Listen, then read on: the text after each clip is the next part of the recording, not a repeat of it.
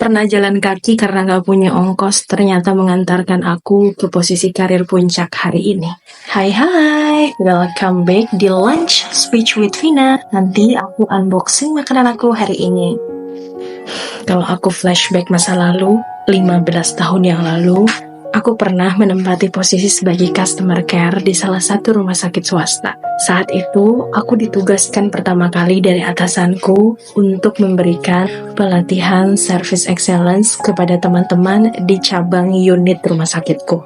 Jadi, rumah sakitku pada saat itu baru buka klinik di area Kemang. Jadi ceritanya berawal dari pada saat aku menempati posisi sebagai customer service. Pada saat itu aku udah 2 tahun jadi admission. Kemudian aku ditawarin sama atasan aku untuk move ke customer service. Aku tuh gak pernah nolak kalau atasan aku minta aku pindah ke sini, aku ngerjain ini, aku bantuin marketing, aku handling wartawan dan lain sebagainya. Yang mana itu bukan job deskku, aku tuh selalu iyain. Aku gak pernah milih-milih dan aku gak pernah tanya insentif aku apa bu bos, aku dapat apa bu bos. Aku gak pernah tanya kayak gitu. Karena yang aku pikirkan adalah growth diri aku. Aku selalu berpikir, ada ilmu baru apa nih yang bisa aku pelajarin? Ada pengalaman apa nih? Ada orang-orang baru mana lagi nih yang bisa aku jadiin sebagai kenalan dan referensi klienku? Berawal dari situ, aku gak pernah milih-milih kerjaan. Nah, singkat cerita, aku udah menempati posisi sebagai customer care selama 1 tahun. Jadi, in total aku 3 tahun lah ya, sebagai frontliners pada saat itu. Nah, rumah sakitku itu launching klinik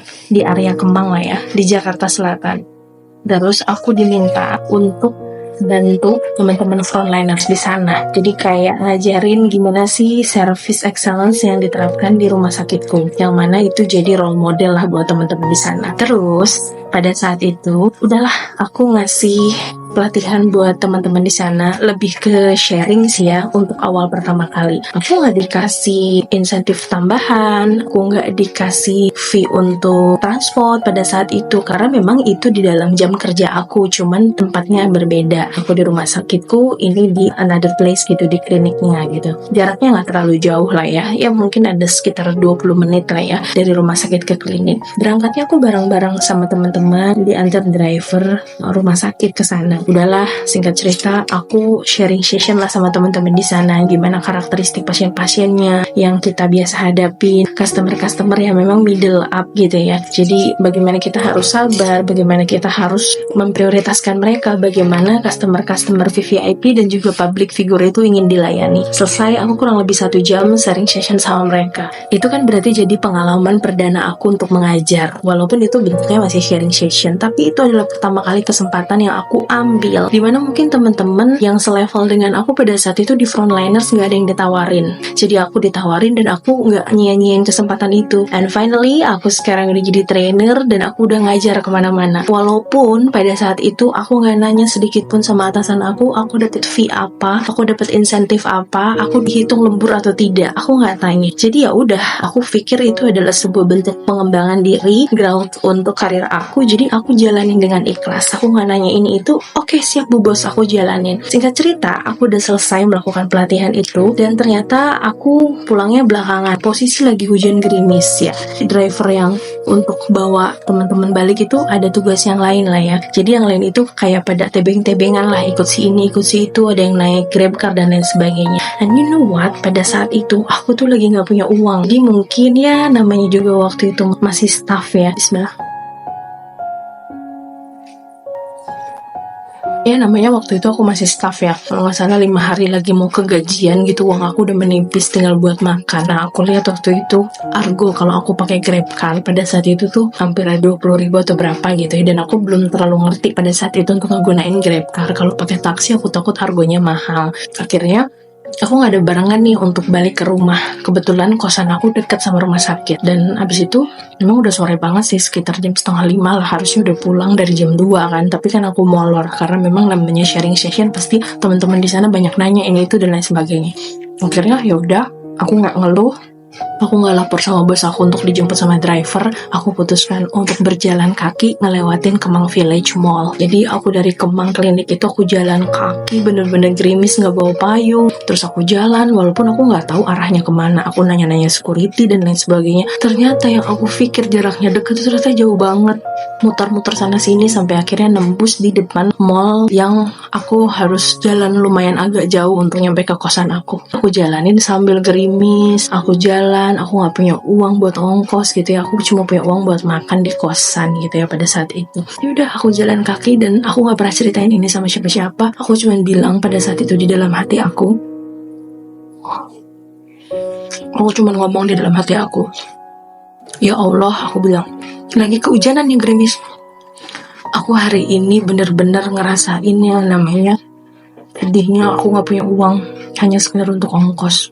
Aku ikhlas, aku ditugasin ke sini dan aku nggak mau nuntut apa-apa untuk aku dijemput driver dan lain sebagainya. Karena teman-teman yang lain kan udah pada pulang juga gitu. Semoga suatu saat aku bisa ceritain ini sambil aku menikmati kehidupanku yang lebih baik. Dan dari situ aku punya tekad, aku harus menekuni pekerjaanku, bidangku di marketing dan di service excellence. Aku akan tekunin, aku akan jadi ahli di bidang itu, aku bilang. Dan someday aku bakalan kemana-mana, ngajar di banyak tempat, dipanggil sama orang. Bukan aku yang harus ngeluarin ongkos, aku bilang, tapi aku dibayar sama instansi. And finally, 15 tahun kemudian, semua itu terjadi. Jadi nggak ada yang nggak mungkin, teman-teman. Semua itu bisa terjadi dalam hidup kita. Titik terendah yang pernah kita alamin, aku sampai kalau ingat itu tuh nangis gitu ya. Waktu itu tuh emang lagi hujan banget gitu, aku punya uang tuh sedih gitu loh. Tapi aku terus berusaha, aku jalan kaki harus nyampe kosan, aku jalan kaki harus nyampe kosan gitu. Aku gak ceritain itu sama teman-teman, even sama bos aku.